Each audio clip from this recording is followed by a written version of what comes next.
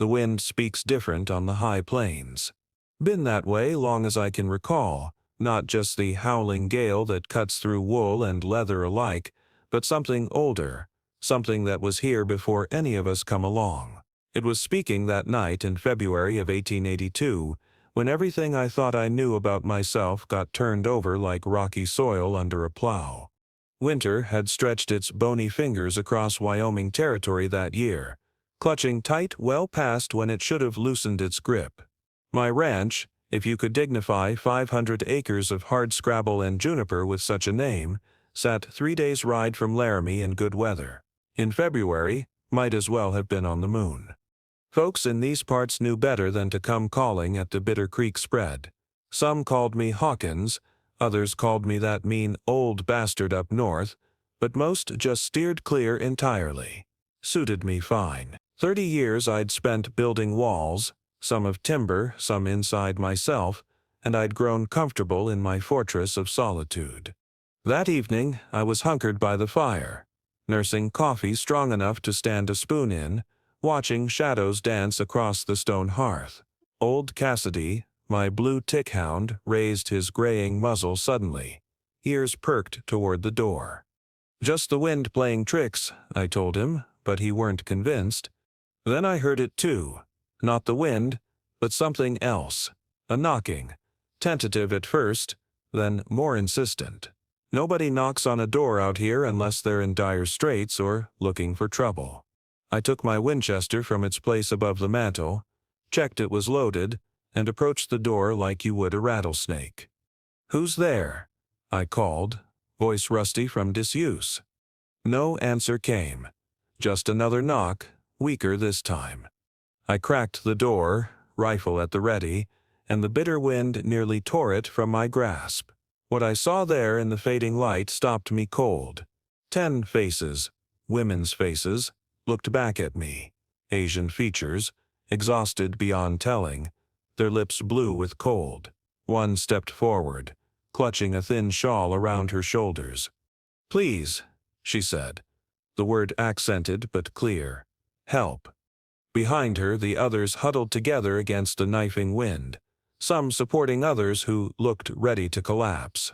They wore the kind of clothes city folk might think proper for a mild autumn day, not the killing cold of a Wyoming February. I stood there frozen longer than I care to admit. In 30 years I'd turned away travelers, salesmen, preachers, and once even a U.S. Marshal with some paper I didn't care to read.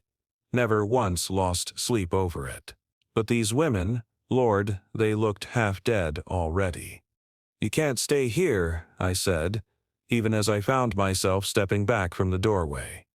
The woman who'd spoken, taller than the rest, with a dignity that the trail dust and exhaustion couldn't diminish, met my eyes steady. "We die outside," she said simply. Truth has a way of stripping a man bare. I looked past them to the darkening sky, snow clouds gathering thick as wool batting. Anyone caught out in what was coming wouldn't see morning. "One night," I growled, stepping aside. "Just till the weather breaks." They filed past me, moving stiffly from cold, and what I'd later learn was fear. 10 women, ranging from maybe 16 to 40 or so, all wearing clothes that had seen better days and carrying small bundles that appeared to hold everything they owned in this world. I closed the door against the howling wind and turned to find them standing uncertainly in my cabin. The place wasn't built for company, just 2 rooms. The main one with my cook stove, table, bed in the corner, and the smaller back room where I kept supplies and sometimes slept in summer when the main room held the day's heat too long. "Fire's there," I said, nodding toward the hearth. "Get warm." They moved as one toward the flames, hands outstretched. Up close, I could see the cracked skin on their fingers, the gauntness in their cheeks. One woman stumbled, and 2 others caught her arms. The tall woman who'd spoken turned to me. "Thank you," she said with a small bow. "I am Lynn." I nodded, uncomfortable with gratitude as with most human emotions. Lin turned and spoke rapidly in Chinese to the others. He heard my name among the foreign sounds. Several of the women glanced my way, nodding slightly before returning their attention to the blessed heat of the fire. I busied myself at the stove, more to have something to do than from hospitality. I had a pot of bean stew that I'd been eating on for 2 days. Wasn't much, but it was hot. As I worked, I kept glancing at my unexpected guests. Their clothes were a strange mix. Some wore partial Western dress, skirts and blouses, while others had clothing that looked foreign to my eyes. All were travel-stained and worn thin. Several had crude bandages visible on hands or wrists. They spoke little, even among themselves, and when they did, it was in hushed tones. I set out my few mismatched bowls and cups, ladled stew into each, and pushed a loaf of 3-day-old bread across the table. "Eat," I said, gesturing. They hesitated until Lynn nodded, then approached the table cautiously. They ate like people accustomed to hunger, deliberately, carefully, making each spoonful count. No one took seconds until everyone had eaten, though I could see the hunger in their eyes. Night settled in earnest outside, the wind finding every crack in my cabin's chinked logs, singing its mournful song. I made up pallets on the floor with horse blankets and my few spare quilts. It wasn't much, but it beat freezing to death in the gathering storm. "You sleep," I told Lynn, pointing to the arrangements. "Morning comes early." She translated, and the women began to settle themselves. I took my bedroll to the back room, giving them what privacy my humble cabin could afford. Old Cassidy followed, clearly confused by the sudden population explosion in his domain. "Just one night," I told him as I settled on my bedroll. "They'll be gone tomorrow."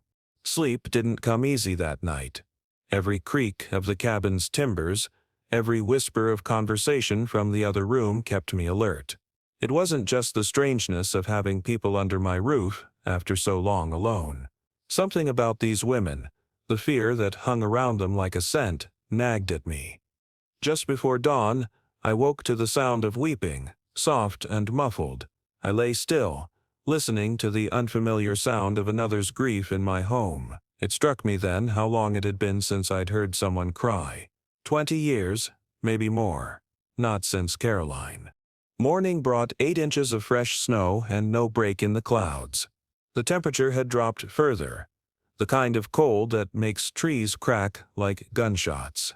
One look outside and I knew nobody was traveling that day, maybe not the next either. I found the women already awake. Blankets folded neatly. 2 were at my stove, one working the pump handle at the sink, while another stirred something in my old cast iron. The smell of cooking rice filled the cabin. Lynn approached as I stood awkwardly in my own home, suddenly a guest rather than master. "We cook," she said. "Thank you for shelter." I nodded, unsure what to say. The domesticity of it all felt foreign after so many years of solitude. "Storm's bad," I finally managed. "Roads won't be passable today."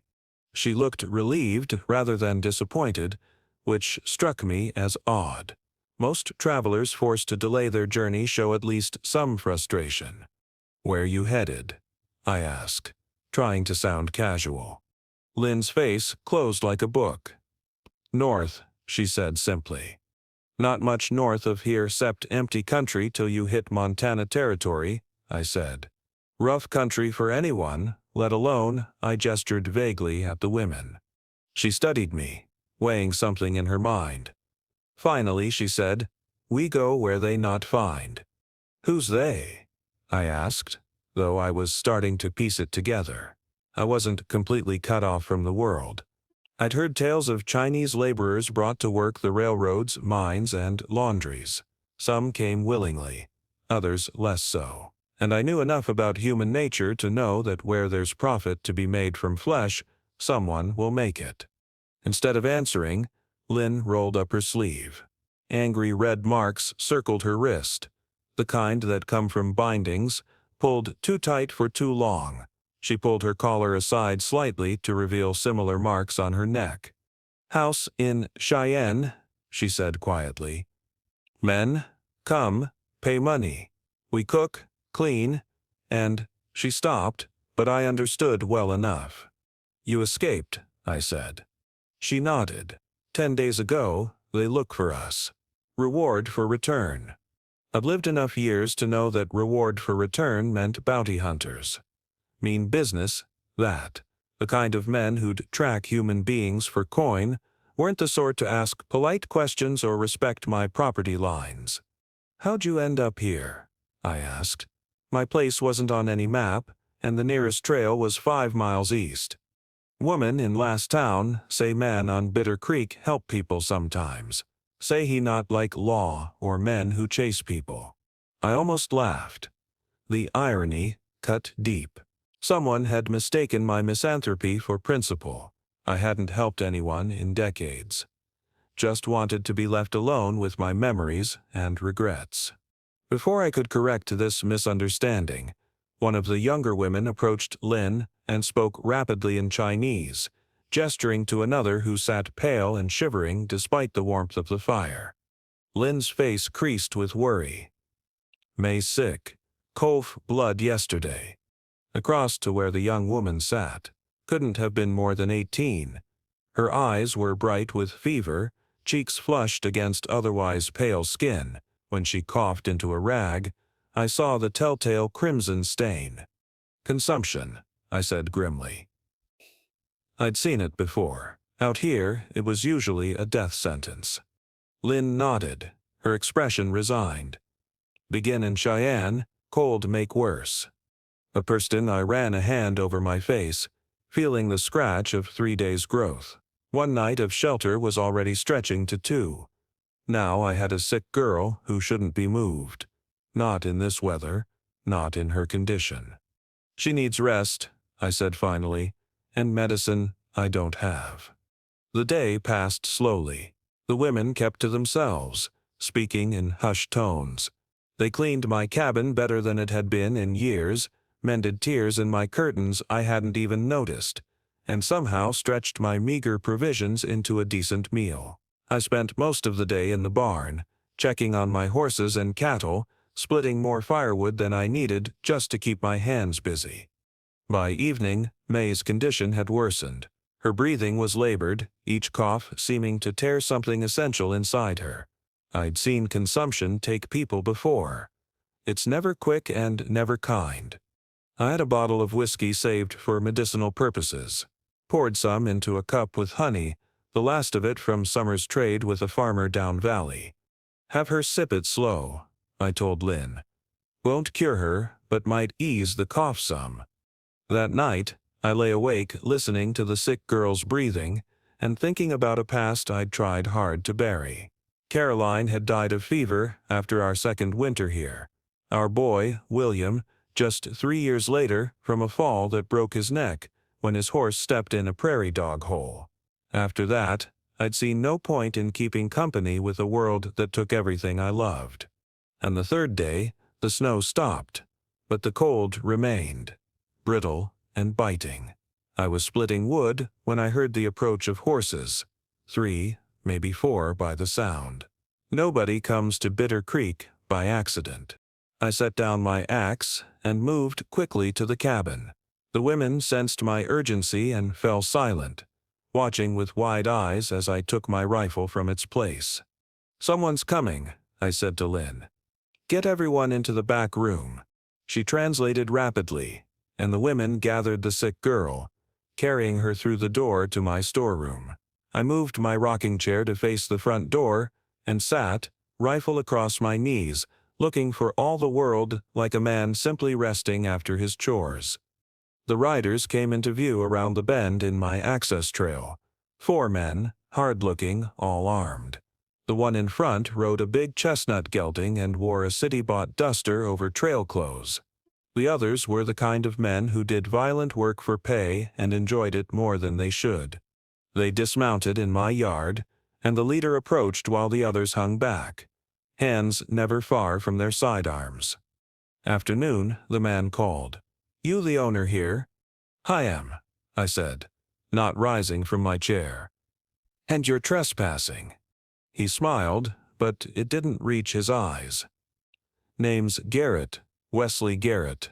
I represent certain business interests in Cheyenne, looking for some property that went missing. Don't see any property of yours around here, I said evenly. Just my land and my livestock. Garrett stepped closer. He had the smooth manner of a man used to getting his way through charm first, violence second. Property I'm referring to is of the celestial variety, he said. 10 Chinese women escaped from legal labor contracts about 10 days back, valuable investments for their employer. Haven't seen any Chinese around here, I said. Man or woman, not exactly a popular destination. He studied my face, looking for the tell of a lie. Mind if my men take a look around? Save us both time. There's a substantial reward if you've seen them. $500 for information leading to recovery. $500 was more than most men in the territory saw in a year. He was trying to gauge my price. I mind very much, I said, letting my hand rest more visibly on my rifle. This is private property. I don't recall inviting you or your men onto it. One of the men behind Garrett spat and muttered something.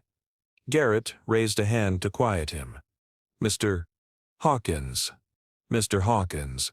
These women are in violation of legally binding contracts. Their employer paid good money to bring them to this country, provided food, shelter, clothing. They've stolen from him by running off. It's a simple matter of property law. People aren't property, I said, the words coming before I could consider them. Not anymore. Garrett's smile tightened. These are Chinese nationals, Mr. Hawkins. Different rules apply. Now, I've been polite, but I have the authority of the territorial court to search for these women. He reached inside his coat and produced a folded paper. Warrant, signed by Judge Calloway himself. I didn't move to take it. Unless that paper's signed by God Almighty, it doesn't apply on Bitter Creek. This is my land. I decide who stays and who goes. Tension stretched between us like a wire pulled taut. Behind Garrett, his men shifted, hands moving closer to their weapons. I remained seated, but adjusted my grip on the Winchester. After a long moment, Garrett refolded the paper and tucked it away. I see. Well, Mr. Hawkins, I respect a man who stands his ground, but I should warn you, harboring these women would be a serious offense. Obstruction of justice, interference with lawful commerce.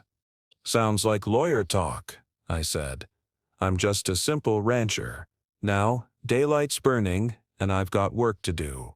I suggest you and your men move along. Garrett stared at me hard, then nodded slightly.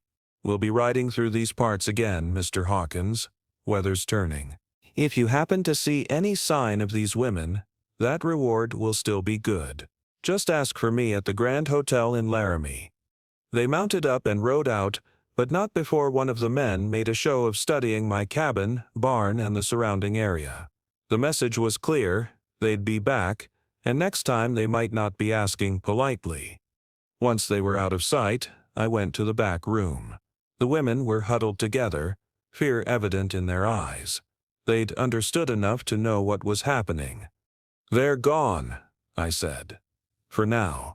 Lynn translated, and the tension in the room eased slightly. One of the older women began to weep quietly, while another comforted her.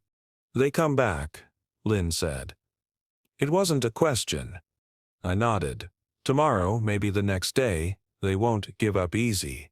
Not with money involved. We leave tonight, Lynn said decisively. Cannot bring trouble to you. I looked at May, who lay on my cot, her breathing shallow and rapid. She can't travel. Not in her condition, not in this cold.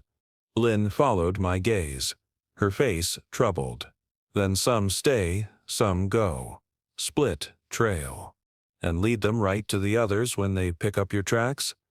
I shook my head. That won't work either. I hadn't planned to get involved. Had told myself I was just offering temporary shelter from the storm. But something had shifted in me these past days. Watching these women cook and clean and care for each other. Seeing their dignity despite what they'd endured. Maybe it was the way they'd brought life back into my cabin without even trying. Or maybe it was just that I'd been alone with my bitterness too long. "You'll stay," I said finally. "All of you will figure something out." That night, I sat by the fire long after the women had gone to sleep, thinking hard about what was coming. Garrett didn't strike me as the type to give up easily, not with money and his reputation at stake. He'd be back, probably with more men. My place was defensible, built that way on purpose, but I was under no illusions about winning a prolonged siege against determined men. And even if we somehow did, what then? These women needed to get somewhere safe, somewhere they could build new lives away from men like Garrett and whoever owned their contracts in Cheyenne. As the fire died down to embers, a plan began to take shape in my mind. Risky, but with a chance of success if luck was with us. I'd need help, though. The one thing I'd avoided for decades. Morning came with a break in the clouds and a slight warming in the air. I saddled my horse before dawn and rode to the nearby Shoshone camp that wintered in the sheltered valley 10 miles west. Over the years, I'd established an uneasy peace with them, trading occasionally, respecting boundaries.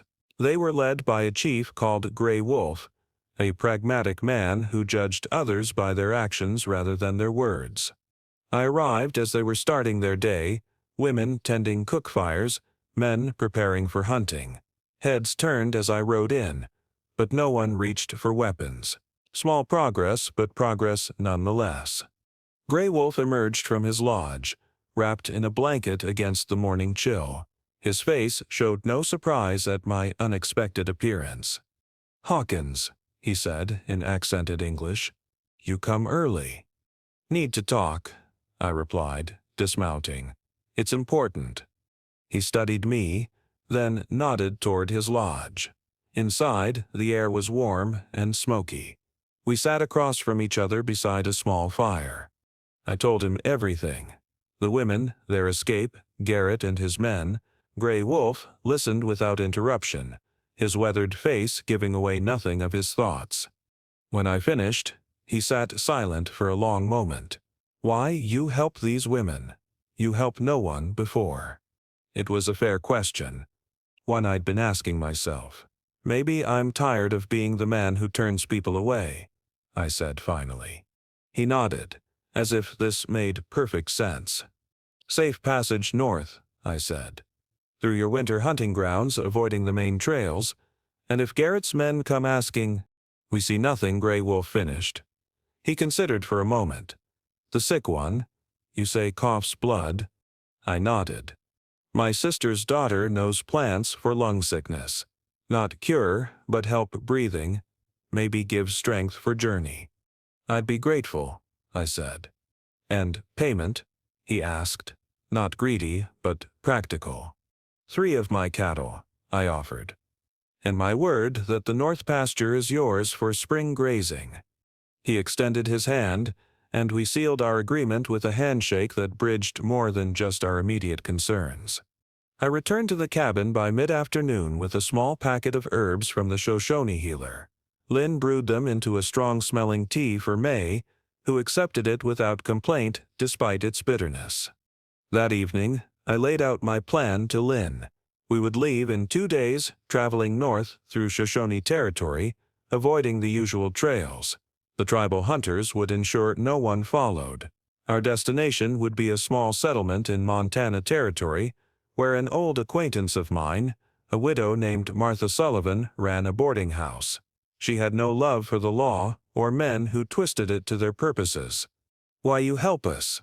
Lynn asked, echoing Gray Wolf's question. I looked around my cabin at the women who had brought an unexpected warmth to my cold existence. "Maybe I'm helping myself as much as you," I said. The next day, we prepared. I butchered one of my hogs and smoked the meat for the journey. The women worked tirelessly, packing provisions, mending clothes, preparing for what would be a difficult trek. May seemed slightly improved after the Shoshone remedy, though she was still weak. I was chopping more wood when I heard the horses, not as many as before, Just 2 this time. I signaled to the cabin, and by the time the riders came into view, the women were hidden and I was once again in my rocking chair, rifle at hand. It was Garrett, but this time with just one man, the hard-eyed one who'd studied my property before. They dismounted, and Garrett approached with the same false smile. "Mr. Hawkins," he called. "Thought I'd pay another visit. Beautiful day, isn't it?" "Weather's finally breaking." "Still trespassing," I replied flatly. He spread his hands in a conciliatory gesture. "Now, I've been thinking about our conversation yesterday. Perhaps we got off on the wrong foot. I'm a reasonable man, and I understand your territorial concerns. Nothing's changed since yesterday," I said. "Actually," he said, his smile thinning, "something has. You see, after our chat, we continued our search. Came across some interesting tracks leading from the North Trail directly to your property. Fresh ones, made by small feet in city shoes, women's shoes." My expression didn't change, but inwardly I cursed. I should have thought to obscure their tracks when they arrived. "Lots of travelers pass near my land," I said. "Don't mean they stopped here." "Indeed," Garrett said smoothly. "But it did make me curious enough to make some inquiries about Ezra Hawkins of Bitter Creek. Turns out you've quite a reputation for keeping to yourself. Some even call you a misanthrope. So I wonder, why would a man known for turning away travelers suddenly develop a charitable streak?" "Maybe I just don't like your kind," I said. "Men who hunt people for money." His facade of civility slipped for just a moment, revealing the predator beneath. "I'll be direct, Hawkins. I know they're here, hand them over now, and there won't be any trouble. I might even be persuaded to share some of that reward money."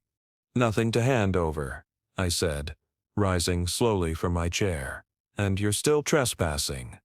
The second man moved his hand to his pistol. I raised my rifle slightly. "That would be unwise," I said quietly. Garrett held up a hand to restrain his companion. "Very well, Mr. Hawkins. Have it your way. But understand this. I'll be back tomorrow with 8 men. We'll search every inch of your property, with or without your cooperation. And when we find what we're looking for, and we will find it, there'll be consequences for your obstruction." "Tomorrow's a long way off," I said. They mounted up and rode away, Garrett's companion throwing a last venomous glance over his shoulder. The moment they were out of sight, I went inside. The women emerged from hiding, their faces tense with fear. "We leave now," I told Lynn. "Tonight, they'll be back sooner than they said."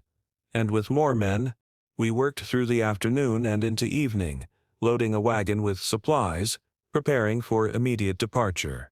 I harnessed my 2 strongest horses to pull it. Mia was wrapped in every blanket we could spare, made as comfortable as possible in the wagon bed. As dusk fell, 2 Shoshone arrived, as promised by Gray Wolf, a young warrior called Swift Elk and an older man, White Stone, who knew the northern trails better than anyone. They would guide us through their hunting grounds and ensure our tracks were covered. We set out under a clear, star-filled sky, the cold intense but not unbearable. The wagon moved slowly over the frozen ground, each creak and groan seeming impossibly loud in the night silence. I rode alongside, rifle across my saddle, watching our back trail. We traveled through the night and into the next day, stopping only briefly to rest the horses and check on May. By midday, we'd reached the edge of Shoshone territory, a landscape of broken ridges and hidden valleys unknown to most white settlers. White Stone led us confidently through this maze, following game trails and ancient paths. Late in the afternoon, Swift Elk, who had been riding rear guard, came galloping up. "Riders," he said simply. 6 men, following our trail. Garrett had figured out our escape sooner than I'd hoped. We quickened our pace as much as the rough terrain would allow, pushing deeper into the labyrinth of ridges. As dusk approached, White Stone led us into a narrow canyon with high walls. "Good place," he said. Easy to fend. One way in, one way out. I nodded, understanding his strategy.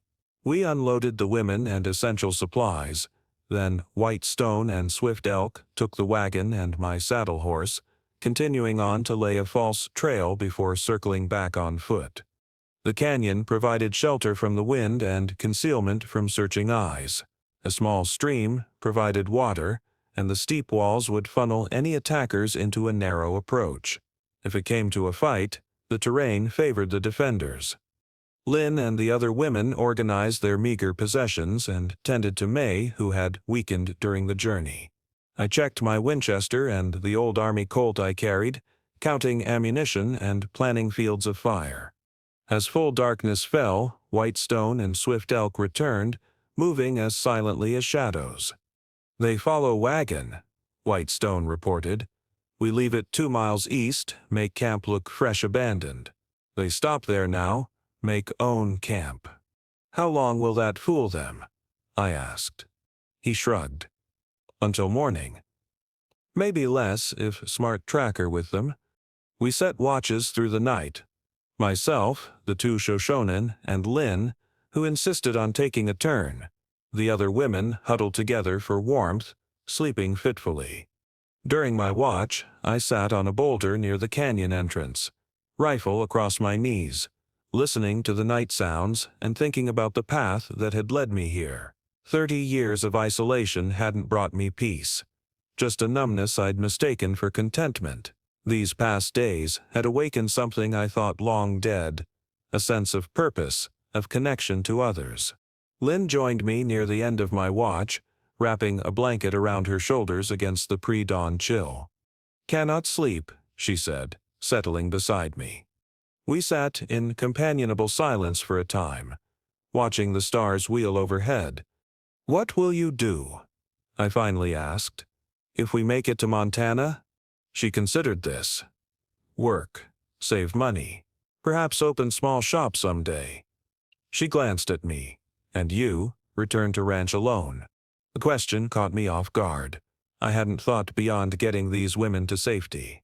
The idea of returning to my empty cabin, to the silence and solitude that had been my life for so long, suddenly seemed hollow. "Don't know," I admitted. "Haven't thought that far ahead." Dawn broke clear and cold.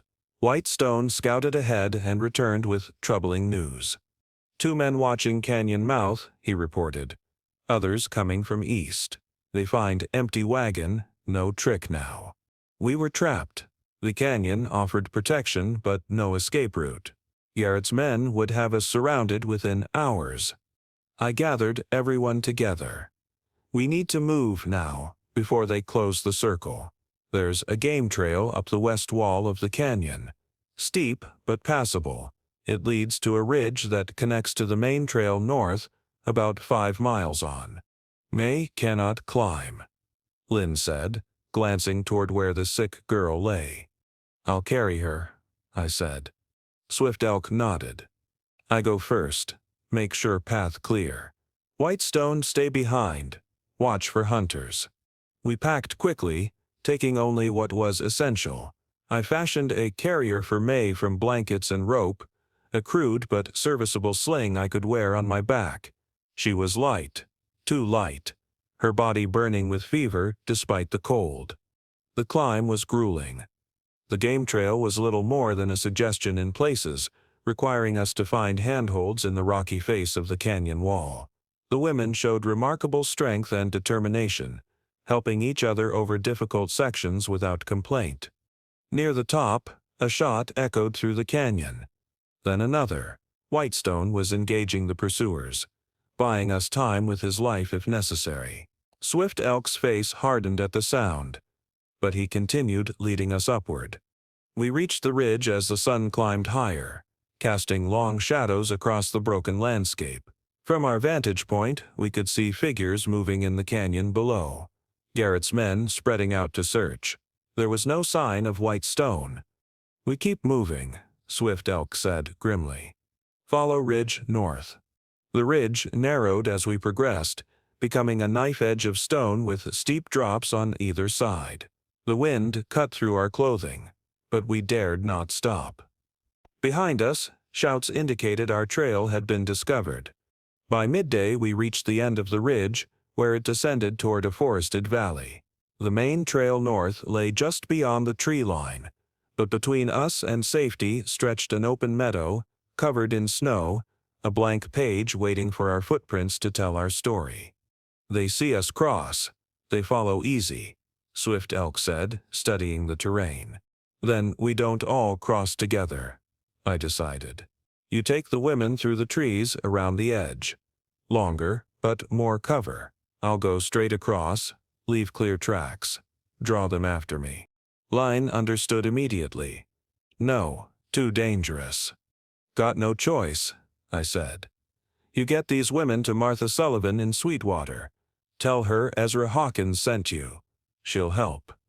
Lynn held my gaze, then nodded once, accepting the necessity if not the sacrifice. I transferred May to the care of two of the stronger women. The girl was barely conscious. Her breathing labored despite the Shoshone remedies. "Go," I told Swift Elk.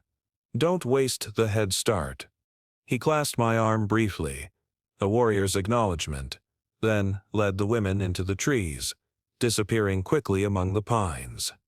I waited until they were out of sight, then started across the meadow, making no attempt to hide my tracks.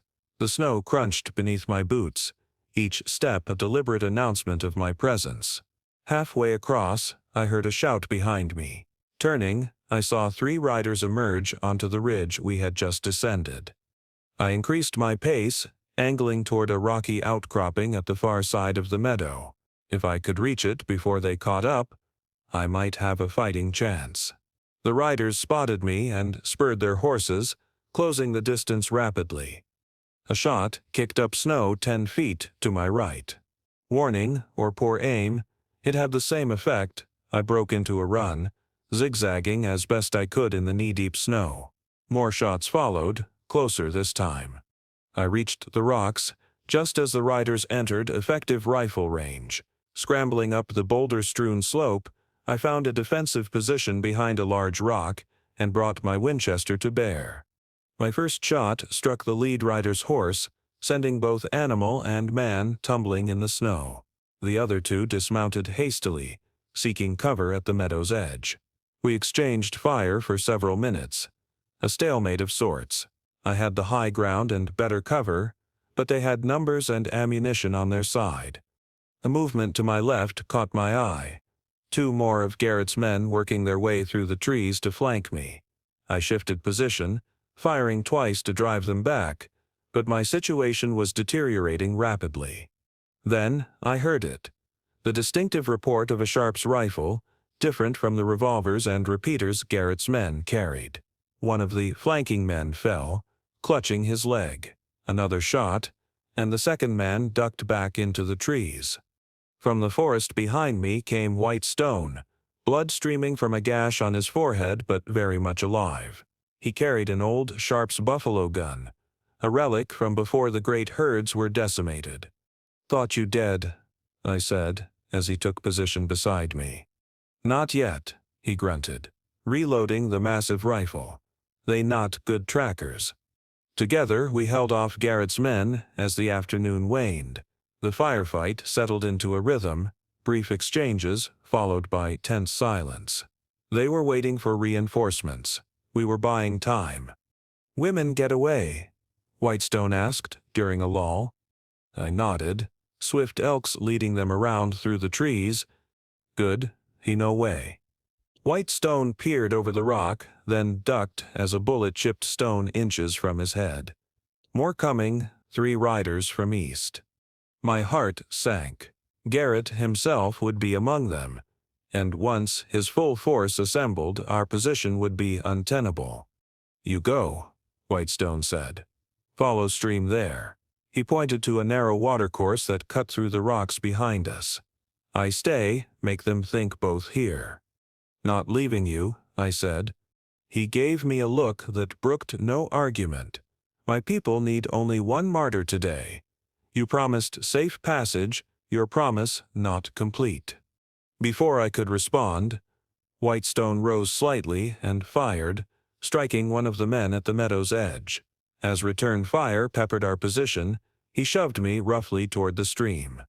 Go, honor your word, Hawkins. Sometimes courage is knowing when to fight and when to live for another day. I clasped Whitestone's shoulder once, then slipped away down the rocky stream bed, the sound of gunfire following me like angry wasps. I moved as quickly as stealth allowed, following the stream until it entered the forest. There I picked up sign of swift elk and the women, broken twigs, disturbed snow, a scrap of cloth caught on a branch. They were moving fast, making good time despite their burdens. Dusk was gathering when I heard horses behind me. They discovered my escape and were in pursuit. I increased my pace, pushing through exhaustion, knowing I needed to reach the others before Garrett's men caught up. The forest thinned as I approached a small valley. Ahead, I could see figures moving along the tree line. Swift elk and the women, less than half a mile distant. Beyond them lay the North Trail and, with luck, safety. I was about to call out when a shot rang out behind me. Pain exploded in my left shoulder, spinning me around. I fell hard, snow cushioning my landing but knocking the wind from my lungs. Through wavering vision, I saw 3 riders emerging from the trees. Garrett sat his horse in the center, rifle raised for another shot. "Should have taken the money, Hawkins," he called. "Would have been simpler for everyone." I struggled to rise, my wounded shoulder screaming in protest. My rifle had fallen several feet away, out of reach. "Let them go, Garrett," I managed. "They're just women trying to live free." He dismounted, approaching cautiously, his men flanking him with weapons trained on me. "Free?" He laughed without humor. "Nothing's free. Those women cost their employer $200 apiece to bring over from China. Contract labor, all legal and proper. Their property, plain and simple." "No such thing as owning people," I said, my voice stronger than I felt. "Not anymore." "The law disagrees," Garrett said, stopping a few paces away. "Now, where are they headed? Montana? California? Tell me, and maybe I don't leave you here to bleed out." I spat blood onto the pristine snow. "Go to hell." His face hardened. "Have it your way." He raised his pistol. A shot cracked through the valley. But it wasn't from Garrett's gun. One of his men cried out, clutching his arm. Another shot, and Garrett's hat flew from his head. Lynn stepped from the trees 30 yards away, holding my old Army Colt with both hands. Behind her came Swift Elk with his bow drawn, and beyond him the other women armed with sticks, knives, and desperate determination. "You not take us back," Lynn said, her voice carrying clearly across the snow. "Not alive." Garrett's remaining man swung his rifle toward the new threat, but Swift Elk's arrow took him in the thigh before he could fire. Garrett stood frozen, caught between opponents. His cold calculation was visible on his face. 2 wounded men, himself against determined fighters. The odds had shifted. "This isn't over," he said finally, backing toward his horse. "The law's on my side." "Law isn't here," I said, managing to stand despite the pain. "Just us." He mounted quickly, helping his wounded men onto their horses. "I'll find you," he promised. "All of you. There's nowhere in this territory you can hide." "Not trying to hide," I said. "But you come after these women again, you'd best bring an army and a preacher." Something in my voice must have convinced him. He wheeled his horse around and rode off, taking his injured men with him. Lynn rushed to my side as my legs finally gave out. Swift Elk examined my wound with gentle fingers. "Clean through," he pronounced. "No bone. You live." Lynn's face showed relief, then anger. "Told you not go alone." "Worked, didn't it?" I managed a weak smile. "You're all still free." She helped me up, supporting my weight. "Come?" Others waiting. We rejoined the main group, who had taken shelter in a small ravine. May was awake, her fever somewhat broken, watching with concerned eyes as they bandaged my shoulder with strips of cloth. "We keep moving," Swift Elk said. "Reach North Trail by morning. Garrett won't give up easily," I warned. "Man like that, his pride's at stake now, not just the money." Lynn nodded grimly. "We ready? Rather die than go back." We traveled through the night, my wound throbbing with each step. By dawn, we reached the North Trail, and by midday crossed into Montana territory. The boundary existed only on maps, but it felt significant nonetheless, one more barrier between these women and those who would claim ownership of them. 3 days later, we limped into Sweetwater, a small settlement nestled in a valley beneath the Crazy Mountains. Martha Sullivan's boarding house stood at the edge of town, a 2-story structure with smoke curling from its chimney against the winter sky. Martha herself came out onto the porch as our ragged procession approached. She was a handsome woman in her 50s, her hair more gray than brown now, but with the same fierce eyes I remembered from 20 years past. "Ezra Hawkins," she said, disbelief in her voice. "Thought you died in that cabin of yours years ago."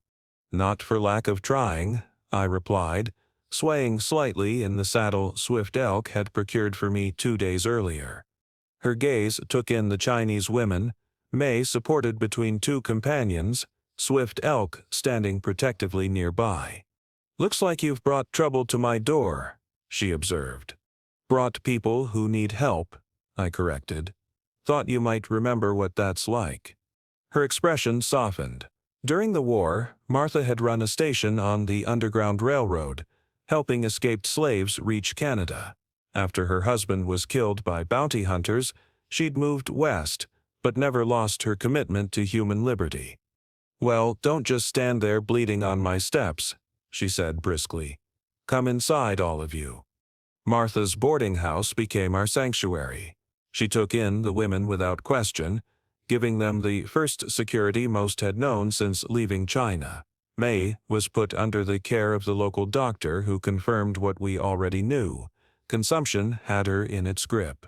But with rest, good food, and proper medicine, she might have months or even years rather than weeks. Word came a week later that Garrett had indeed followed us across the territorial line, but his reception had been less than welcoming. The sheriff of Sweetwater, a former Union officer with no patience for those who dealt in human misery, had made it clear that any attempt to seize the women would be met with the full force of local law. Lacking official support and facing armed resistance, Garrett had retreated back to Wyoming territory, though whether he had truly given up remained to be seen. Lynn and the others began to build new lives. Some found work in Sweetwater, cooking, cleaning, sewing. Others, including Lynn, talked of moving on to larger towns where Chinese communities existed. Martha helped them learn better English, while they taught her phrases in their native tongue, the boarding house often filled with laughter as they corrected each other's pronunciation. As for me, my wound healed slowly. I had time to think about what waited back at Bitter Creek, an empty cabin, solitary days, the walls I'd built around myself. Walls that had crumbled the moment 10 exhausted women knocked on my door on a cold February night. One evening, as spring began to soften the land, I sat on Martha's porch watching the sunset paint the Crazy Mountains gold and crimson. Lynn joined me, offering a cup of tea. "You go back soon?" she asked, settling beside me. "Thought about it," I admitted. "Ranch needs tending."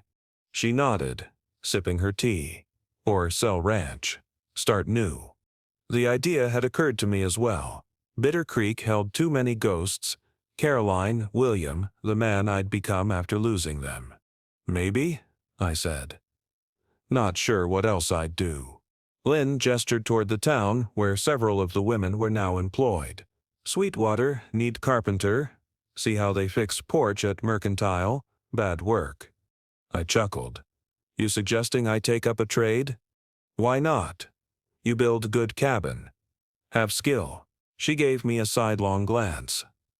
"Also good to be near friends." Friends. The word felt foreign yet right. Somehow, in helping these women find freedom, I'd freed something in myself as well. 2 days later, White Stone arrived in Sweetwater. Having tracked us at his own pace, he brought news that Garrett's employer in Cheyenne was facing legal troubles of his own, accusations of bribery, corruption, and worse. The political winds were shifting, and those who had protected his operation were now distancing themselves. "Man who treats people as things," White Stone observed, "eventually treated same way." I sold Bitter Creek that summer to a family moving west from Pennsylvania. Got a fair price, enough to buy a small house in Sweetwater and set up a carpentry shop. Turned out I had a knack for furniture making, chairs and tables that would last generations, rocking horses for children, cabinets for new brides. Len stayed in Sweetwater longer than she'd planned. She opened a small restaurant serving Chinese dishes that became popular with locals and travelers alike. We never spoke of what might exist between us, both too scarred by our pasts, perhaps too cautious with newfound freedom. But we shared meals often, and sometimes in the evening she would bring tea to my workshop and sit while I worked, our silence comfortable as old friends. May died that winter, peacefully in her sleep. We buried her on a hillside overlooking the valley, the mountains standing sentinel in the distance. The women sang in their native tongue, a haunting melody that needed no translation to convey its sorrow and its hope. The others scattered gradually, some to San Francisco, others to mining towns where Chinese communities thrived. A few, like Lynn, put down roots in Sweetwater. We heard rumors occasionally of other women escaping similar situations, finding their way to our town guided by whispered directions and the name Martha Sullivan. Garrett never returned. Whether deterred by the sheriff's warning or occupied with troubles closer to home, he faded from our immediate concerns, though I kept my rifle clean and ready for years afterward, old habits dying hard. I'm an old man now. My hands, once steady enough to split a playing card with an axe at 20 paces, now tremble when I lift my coffee cup. The mountains haven't changed, though, still standing proud against the sky, indifferent to the brief lives played out beneath them. Sometimes, sitting on my porch in the evening, I think about that February night when a knock on my door ended 30 years of solitude. How close I came to turning those women away, to remaining the bitter recluse of Bitter Creek. Len still brings tea in the evenings, though neither of us can say with certainty what we are to each other, more than friends, less than lovers, bound by a journey that changed us both. Sometimes words aren't necessary between people who have seen each other's true faces. I've never been one for philosophizing, but I've come to believe that we're not meant to wall ourselves away from the world, no matter how much it's hurt us.